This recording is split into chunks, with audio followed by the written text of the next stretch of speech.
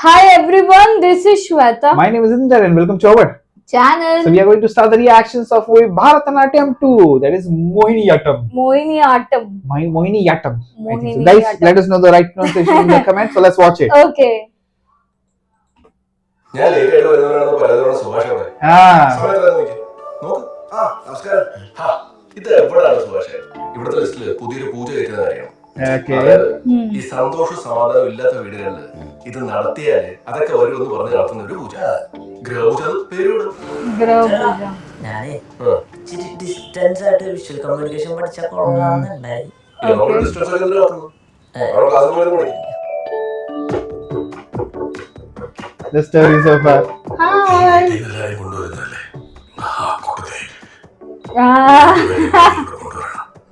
ശ്രീകണ്ഠപുരത്ത് was Bharita. കഴിഞ്ഞ 30 വർഷമായിട്ട് ഒരു കുടുംബം കൂടെ ഞാൻ നോക്കുന്നു.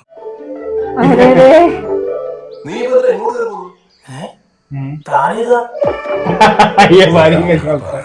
ഇതൊക്കെ ആ ഒരു Spirit. ഏത് സ്പിരിറ്റിലെടുക്ക എനിക്കറിയില്ല. അറിയാതെ പോലും ആശുപത്രി ബാധിക്ക് പോരുത്. രണ്ടിനെയും കൂടെ ഒരുമിച്ച് കണ്ടാലുണ്ടല്ലോ സുഭാഷ് ഇതുപോലെ ചില്ലായിട്ട് മുന്നോട്ട് പോവുകയാണെങ്കിൽ കുറെ കാലം കൂടെ സുഖമായിട്ട് ജീവിക്കാം. മൂപ്പരെ അവസ്ഥയായിട്ടൊന്ന് പൊരുത്തപ്പെടുന്നവരെ നമ്മളെ കൂടെ തന്നെ ഉണ്ടാവാം.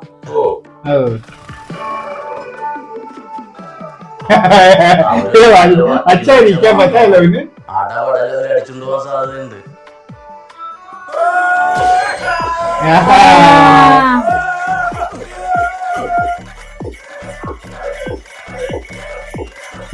ഒരേപോലത്തെ രണ്ട് പേര്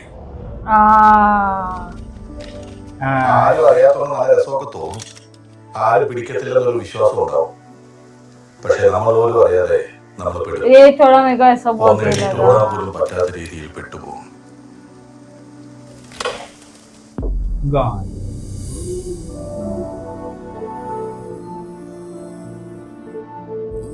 लेकिन एंड अच्छा था राइट. നമ്മളല്ലാതെ അവർക്ക് വേറെ ആരുമില്ല. പാവങ്ങളാ രണ്ട്. നീ പോയി അവരെ വിളിച്ചോണ്ട് വാ.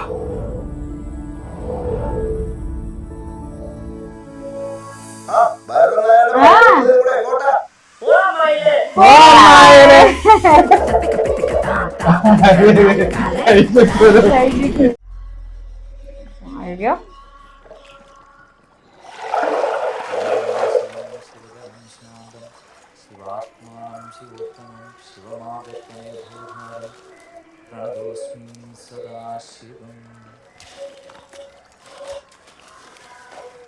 മോതിരങ്ങളോട് ഭസ്മം ധരിച്ചു. ഓം നമഃ ശിവായ ജപിച്ചു. ഓം നമഃ ശിവായ, ഓം നമഃ ശിവായ, ഓം നമഃ ശിവായ. ചൂണ്ടുവിരലോട് വിട്ടു. അസ്ഥി വെക്കുന്നതിന് മുമ്പ് എല്ലാവരും അനുവാദം ചോദിച്ചോളൂ.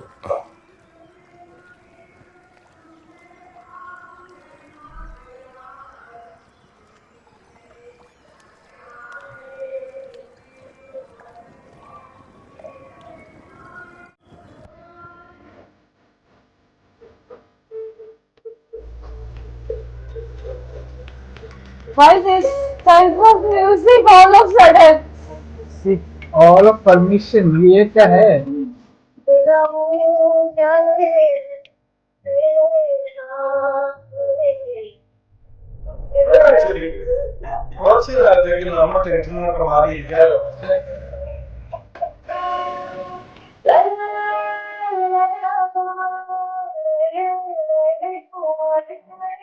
Wow.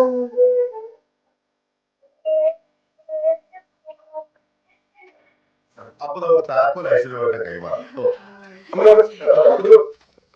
ഐശ്വര്യമായിട്ട് നമ്മൾ കൊടുക്കണം.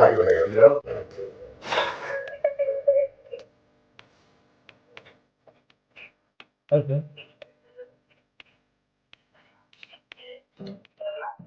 चलो शिफ्ट कर लिया दूसरी जगह.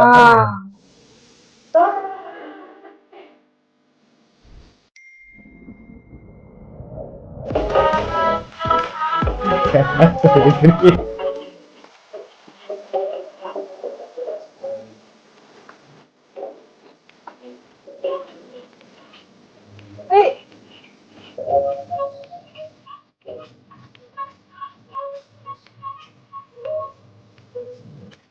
നീ അത് എഴുതോ ഒരുമിച്ച് പുറത്തിറങ്ങി രണ്ടുപേരും കാര്യം മനസ്സിലായി നീ വാ.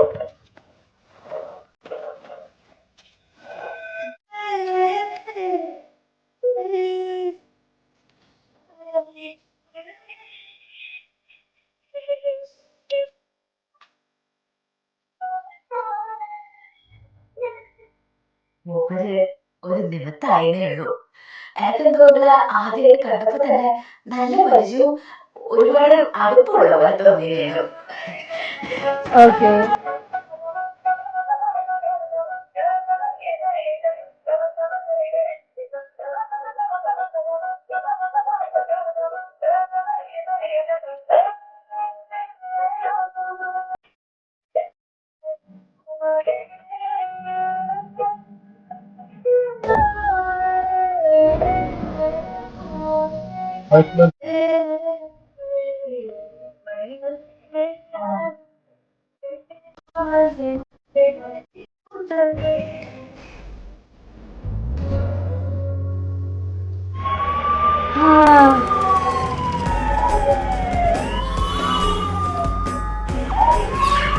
Ma'am.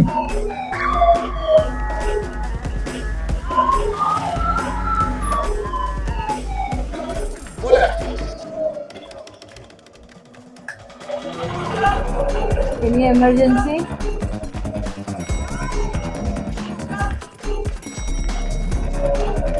अरे wait.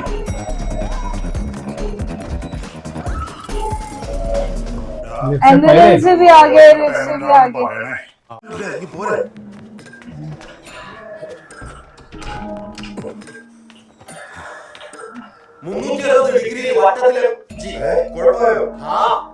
സമയം കിട്ടുമ്പോഴൊക്കെ അതിലൊരു ന്യൂസ് ഒക്കെ വെച്ച് നോക്ക്. എത്രയും വേഗം 1.5 കോടി ആ മോഹൻദാസിന്റെ പെട്ടിയിൽ കൊണ്ടിട്ടില്ലെങ്കിൽ അവൻ നമ്മളെ പൂട്ടും. 1.5 കോടിയോ? രതീഷിന്റെ വായിൽ നിന്ന് പോയാലും നമ്മുടെ പേരൊന്നും പോകാൻ പോകുന്നില്ല. പക്ഷെ മോഹൻദാസ് അവൻ നമ്മളോടുള്ള ചുരുക്കം എന്തായാലും കാണിക്കും. നമ്മള് മാത്രമല്ല, വേറെ ആൾക്കാരുണ്ട് അവന്റെ ലിസ്റ്റില്.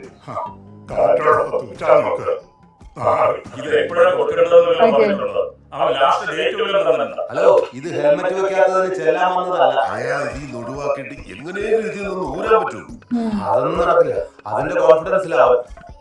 നോട്ടെന്ന വിഷയം മാറ്റി വെച്ചിട്ട് അവന്റെ അപ്പൊ കയറ് മാറ്റി വെച്ചിട്ടാ ആ വഴി 65 ലക്ഷം പൊട്ടിയത്. എന്റെ കയ്യിൽ ഇനി ഒന്നുമില്ല.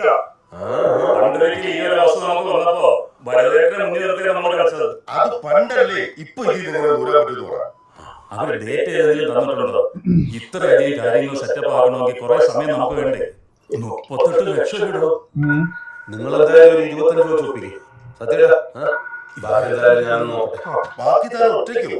പിന്നെ ഞാൻ ഒറ്റയ്ക്ക് ഒപ്പിക്കാം. അങ്ങനെ തോറ്റു കൊടുക്കാൻ പറ്റില്ല. ओह 1.5 करोड़. अभी सुन, अभी देखा. हाँ, मतलब अभी ये.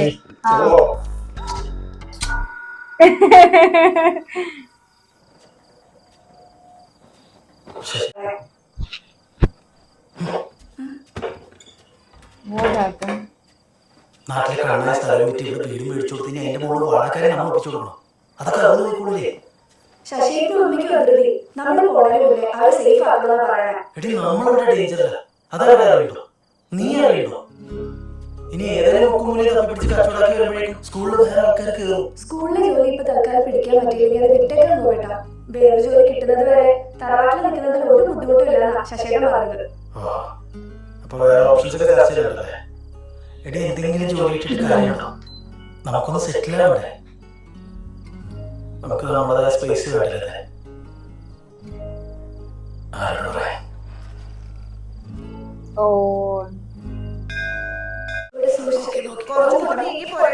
അവിടെയൊക്കെ മുള്ളുണ്ട്.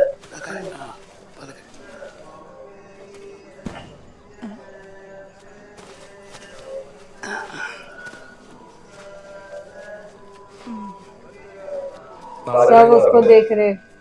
മേളത്തെ കണക്ഷൻ അവരൊന്നും ശരിയായിക്കോളൂ. പിന്നെ വാടക അതോടെ വിളിച്ചാൽ അറിയിച്ചോളാം. വേറെ എന്തൊക്കെ ചെയ്യണോ? മൂപ്പര് എങ്ങടെ അവിടെ ആയിരുന്നപ്പോ ഇങ്ങോട്ടൊന്നും വരുന്നില്ലല്ലോ എന്നുള്ള സങ്കടമായിരുന്നു എനിക്ക്. കണക്കൊപ്പിച്ച് മാസം വരുന്ന പൈസേനേക്കാളും വലുതല്ലേ മോനെ നമ്മുടെ കൂടെ തന്നെ ഒരാളുണ്ടെന്നുള്ള തോന്നല്.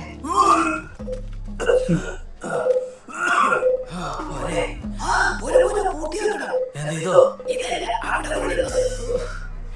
പാവ വരാൻ തുടങ്ങി.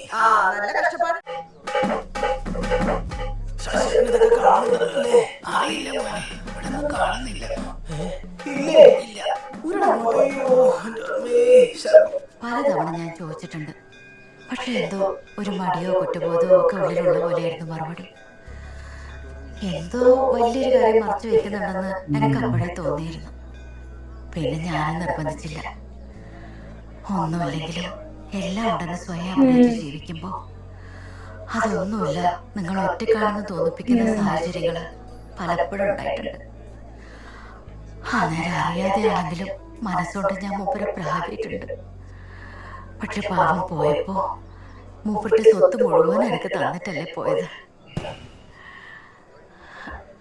മോനെ, നിങ്ങളെ കെട്ടിയതിലൊരാള് ജീവിക്കാൻ നെട്ടോട്ട് ഓടുമ്പോ നിങ്ങൾ നമുക്ക് തന്നെയല്ലേ മുൻതൂക്കം തരുന്നത്. ശ്രീകുട്ടൻ തൃക്കേട്ട ആയുസ്മുട്ട്, ഓ അനന്തകൃഷ്ണൻ അശ്വതി പ്രണയമുട്ട്, ഗോപകുമാർ ഭരണി സന്താനമുട്ട്,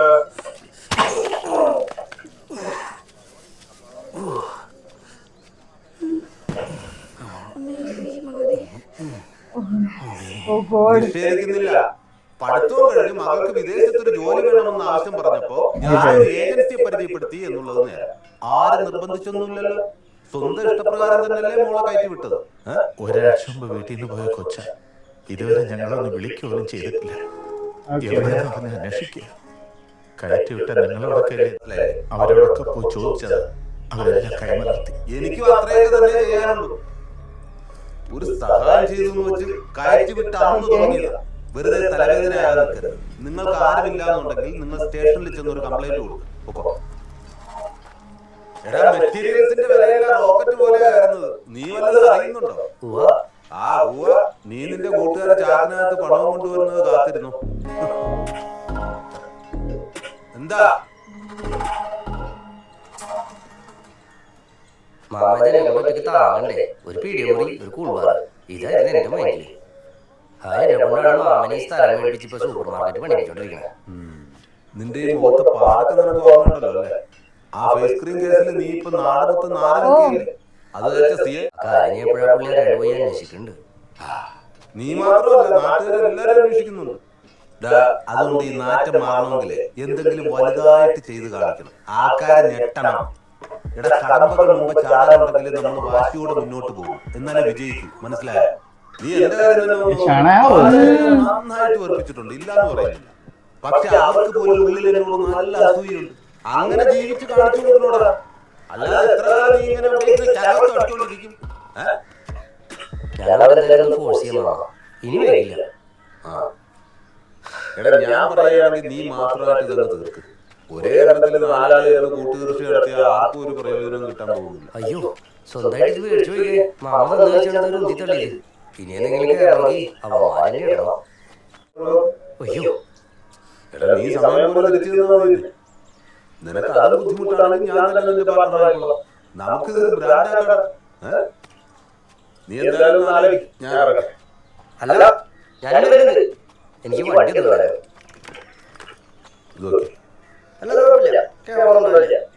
പൊന്നു സുഭാഷ്, അപ്പുറത്ത് ചെക്കിങ് നടക്കുകയാണ്. ഇനി ആ പാർട്ടിന്റെ കയ്യിൽ നിന്ന് കിട്ടിയാണല്ലോ ഇടിച്ച് എണീറ്റ് നടക്കാൻ പറ്റാത്ത പരുവത്തിലാണ്.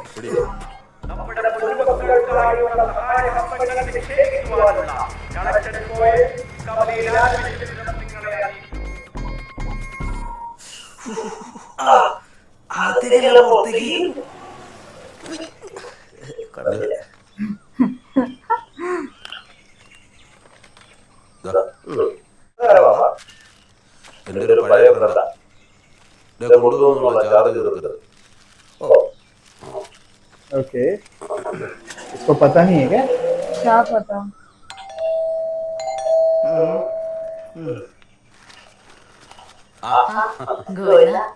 अच्छा, अभी ये इसके गांव में ഒന്ന് കാണാൻ വേണ്ടി വന്നതാ.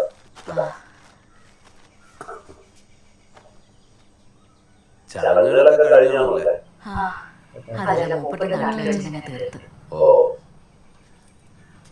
അപ്പൊ പിന്നെ ഇത് അത് മൂപ്പരയുടെ മാടായിപ്പുഴയിൽ ഒഴുക്കണമെന്ന് എന്റെ ആശ.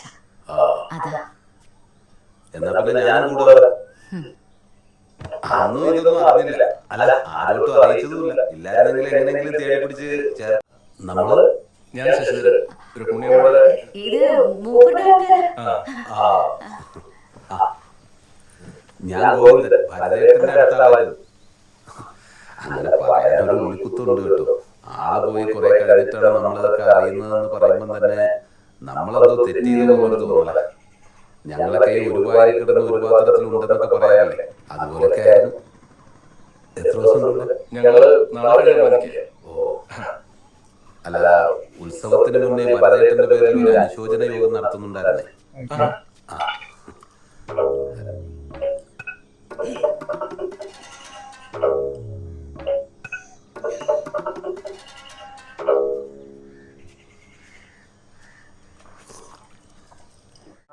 ഞാനും മോനും വരാം. പക്ഷേ ഈ അനുശോചനത്തിന് മുമ്പായിട്ടൊരു പ്രശ്നം വന്ന് കിടപ്പുണ്ടേ. അതിനൊന്ന് തലയൂരാൻ ഇവിടുന്ന് വല്ല സഹായം ഉണ്ടാവുമെന്ന് അറിയാനും കൂടെ ആവുന്നു. അല്ല, ഈ ഭരതേട്ടൻ മുന്നേ സൂചിപ്പിച്ചിട്ടുണ്ടോന്ന് അറിയില്ല. അല്ല, ഇവരൊക്കെ ഇവിടെ ഇരിക്കുന്നത്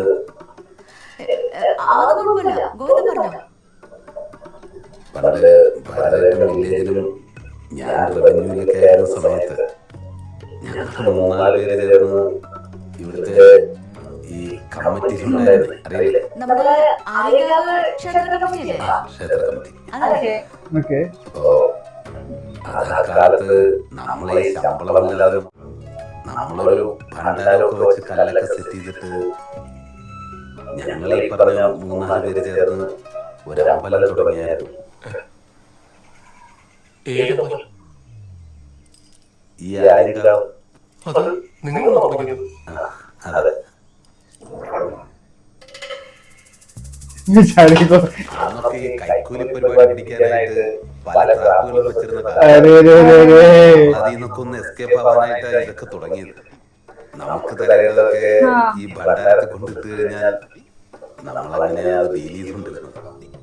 കുറച്ചു കാലത്തൊക്കെ ആയിട്ട് അത് പ്ലാൻ ചെയ്തിരുന്നത്. പക്ഷേ ഇത് കാര്യങ്ങൾ കൊളുത്തി. നല്ല റവന്യൂ ഒക്കെ ഇങ്ങനെ വരാൻ തുടങ്ങിയപ്പോ നമ്മളെ കൈക്കൂലി പരിപാടിയൊക്കെ നിർത്തി. നന്നായി കിട്ടുന്ന പൈസക്ക് ഒരു ഐശ്വര്യമുണ്ടല്ലോ. ദേവസ്വമായിട്ട് ലീഗലി കണക്ട് ചെയ്യാൻ പറ്റിയില്ലെങ്കിലും തലവേദന ഒഴിവാക്കാൻ അവിടെ ഉള്ളവരെയൊക്കെ വേണ്ട പോലെ കാണുന്നുണ്ടായിരുന്നു. ഈസി ആയിട്ട് ഇതുവരെ എല്ലാം പോയി. പക്ഷെ ഇപ്പൊ അവിടെ തന്നെ പോയി. ആദ്യം പിടിച്ചൊരു അന്വേഷണം വന്നു കഴിഞ്ഞാൽ നമ്മൾ തോന്നും അതിൽ നിന്ന് ഒഴിവാകണമെന്നുണ്ടെങ്കിൽ വലിയൊരു പൈസ കെട്ടി വയ്ക്കണം. ഭരതേട്ടൻ ഇപ്പൊ ഇവിടെ ഇല്ലാത്തത് കൊണ്ട് കുടുങ്ങാൻ പോകുന്നത് ഞങ്ങള് 4 പേര് മാത്രം.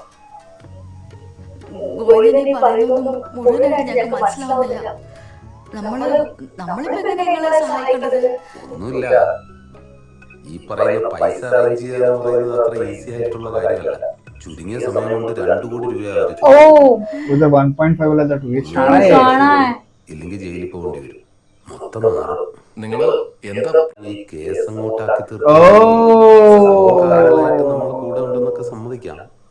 എന്നാൽ ഇതിന്റെ ഒരു മാസ്റ്റർ ബ്രെയിൻ പുള്ളിയായിരുന്നുവെന്നും നമ്മളൊന്നും അറിയാതെ ഇതിൽ പെട്ടതാണെന്നൊക്കെ വരുത്തി കഴിഞ്ഞാൽ നമുക്കുണ്ടാകുന്ന വലിയൊരു മാനക്കേടിൽ നിന്ന് ഒഴിവാകും.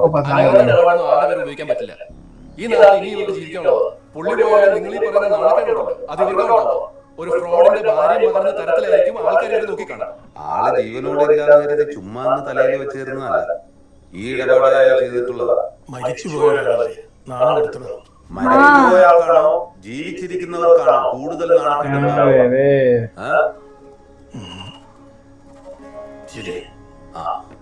ശരിക്കും പറഞ്ഞാൽ പുള്ളി ഇപ്പൊ സേഫാ. ജീവനില്ലാത്തവർക്ക് ആരുടെ ബാക്കി കിട്ടാനാ? നിങ്ങക്ക് വേണമെങ്കിൽ ഞങ്ങളുടെ കൂടെ ചേർന്ന് മുഖം ഞങ്ങൾ മാത്രമായിട്ട് അനുഭവിക്കണമെന്നാണോ പറയുന്നത്? അല്ലെങ്കിൽ പിന്നെ ഇതിലോട്ടൊന്നും കിടക്കണ്ട. ഞങ്ങളെല്ലാം കൂടെ അറേഞ്ച് ചെയ്തതിൽ ഒരു 75 ലക്ഷത്തിന്റെ ഷോർട്ടേജ്. 75 ലക്ഷമോ?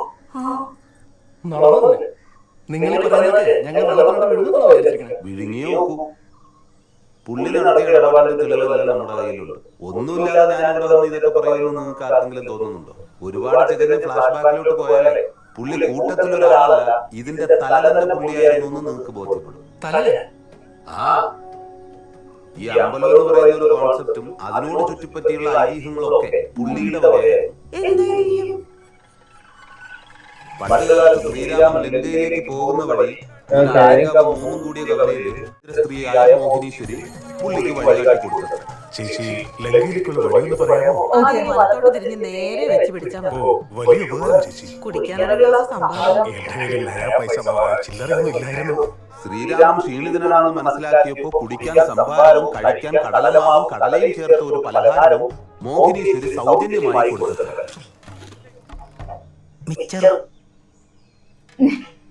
സ്റ്റോറി അവരുടെ നല്ല മനസ്സിനോട് മതിപ്പ് തോന്നിയ ശ്രീരാമൻ വെയിലത്തിരുന്ന് കച്ചവടം ചെയ്തിരുന്ന മോഹിനീശ്വരിക്ക് വരവായിട്ട് ഒരു പാത്രം കൊടുക്കുകയായിരുന്നു.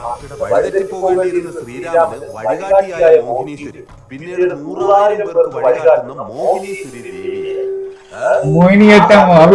അമ്പലവുമായി. ഈ ഐതിഹ്യം പറഞ്ഞ ഭരതന്റെ നാട്ടുകാർ ഇത്രയൊക്കെ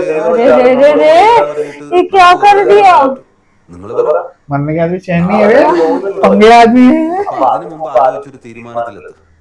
ഒന്നില്ലെങ്കിൽ പൈസ, അല്ലെങ്കിൽ പറഞ്ഞ പോലെ. बट अभी लाएगा कैसे? तो वो भी है ना.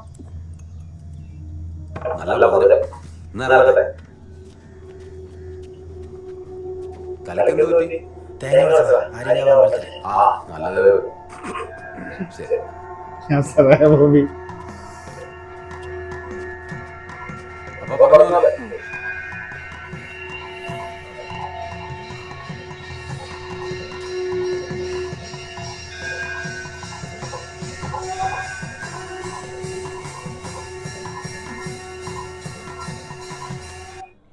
अरे रे अब ये क्या क्या गड़बड़ कर दिया. Now new problem for them. 70 पहले उधर 1.5 करोड़ हुआ, यहाँ पे 2 करोड़ और अभी 75 lakh. He is smart, but now भी लोगों को कैसे फंसाया ना. No man, he is smart now. क्या बना दिया यार temple. But now how will they get out this? Remember ये भी कुछ सिमिलर ही कर रहा था उधर. Remember गृह प्रवेश पूजा कि हम लोग क्रिएट करते हैं ऐसा. उसके डैड ने पहले चालू करके टेम्पल भी बना दिया इतना बड़ा. बट अभी ये कि बेचारा अंदर ये बंदा ऐसा फंसा हुआ है. He is again stuck now. If you remember, like the previous movie also, the first scene was serious. Then the comedy started. So I'm waiting for that now. Is there going to be a comedy? That can be for sure, but we have to see now. Let's wait for more, guys. So meanwhile, take care. Bye bye.